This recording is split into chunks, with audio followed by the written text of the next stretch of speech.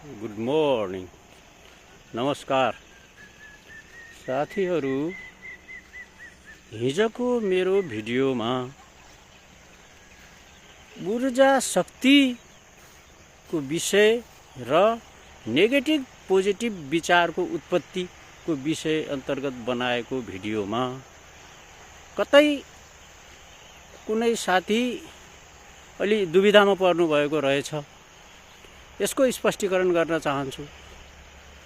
साथीहरू, यो negative positive विचार यानि कि विचारको उत्पत्ति कहाँबाट हुन्छ भन्ने विषयमा मेरो यसभन्दा अगाडि पनि केही भिडियोहरू छ साथीहरू। त्यो त्यतातिर हेर्ने कोसिस गर्नुहोला। विचारको उत्पत्ति या कुनै दिन फेरि बनाउला यो विषयमा। तर ऊर्जा शक्ति र यो नेगेटिभ पोजिटिभ विचारको रिलेसनको विषयमा के भन्न चाहन्छु भने साथी, हाम्रो शरीरमा भएको ऊर्जा शक्तिको विकास गर्ने विषयलाई लिएर भन्दैछु। यो प्राणवायु अन्तर्गत पर्ने कुरा, यो आध्यात्मतिर जान्छ।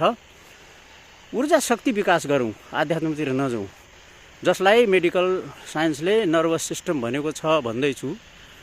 त्यो नर्भस सिस्टममा ऊर्जा शक्ति, यो ऊर्जा शक्तिमै विचारहरू लुकेको हुन्छ साथीहरू।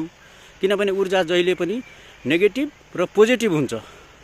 त्यसैले यो ऊर्जा शक्तिभित्रै नेगेटिभ र पोजिटिभ विचारहरू पनि लुकेको हुन्छ साथीहरू। त्यसैले हाम्रो विचार कस्तो, नेगेटिभ आउँदा कस्तो स्थिति र पोजिटिभ आउँदा कस्तो स्थिति भन्ने कुरा फेरि यो अध्यात्मले बडो गहिरो विश्लेषण गर्छ। यसको ठुलो अध्ययन छ। यसमा तपाईँको आहार, व्यवहार र विचार, आहारमा पनि डिपेन्ड गर्छ साथीहरू, व्यवहारमा पनि डिपेन्ड गर्छ साथीहरू। र अब यो सबै कुराहरू अब आध्यात्मले प्रश्न पार्छ।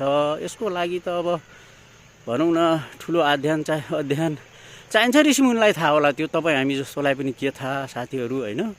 अब सायद कतिलाई थाहा पनि हुनसक्छ। तर मसँग जे भित्र आउने नलेज आएको छ, यो सही हो या गलत हो यहाँहरूले विश्लेषण गर्नुहोस्। यो मैले गरेर भन्ने गर्छु जे मैले महसुस गर्छु। अब त्यसैले मलाई लागेको वास्तविक के हो भने, नेगेटिभ पोजिटिभ विचार होस् या नेगेटिभ पोजिटिभ ऊर्जा होस्, यो दुइटै एउटै हो साथीहरू। ऊर्जा अनुसारको व्यवहार मान्छेले बाहिर गर्ने हो। त्यसैले यो कुरालाई ब्यालेन्समा गर्न एकदम जरुरी छ भनेर मैले खास हिजो त्यसरी प्रस्तुत गरेको भिडियो थियो। सायद कतै कुनै साथीहरू अलिकति भ्रमित हुनुभएको जस्तो लाग्यो। त्यसैले आज स्पष्टीकरण गर्दैछु। हस्त, नमस्ते।